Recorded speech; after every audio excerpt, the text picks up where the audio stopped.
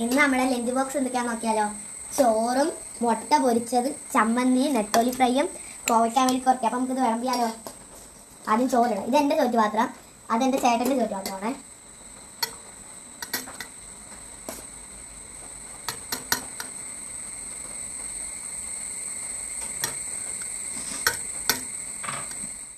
ഇനി ചോറ് അങ്ങനെ വിളമ്പി. അപ്പം നമുക്കിനി മുട്ട വെക്കാം.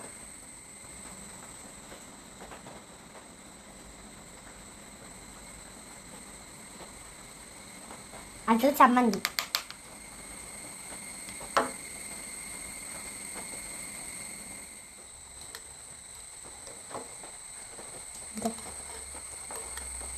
ഇനി നമുക്ക് കോവയ്ക്ക മെഴുക്കുവരട്ടി വെക്കാവേ.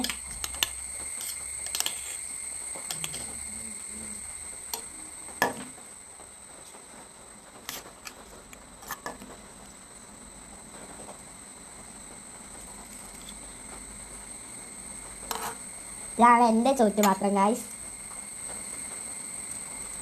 പിന്നെ നെത്തോലി മീൻ.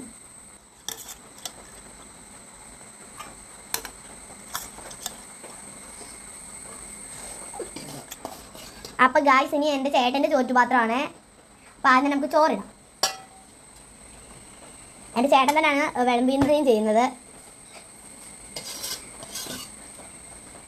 ചോറിട്ട് ഇനി അടുത്തത് മുട്ട,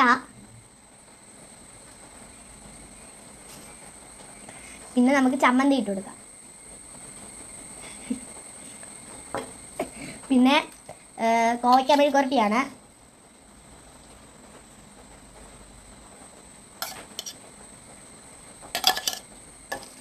പിന്നെ നെത്തോലി ഫ്രൈ മീൻ.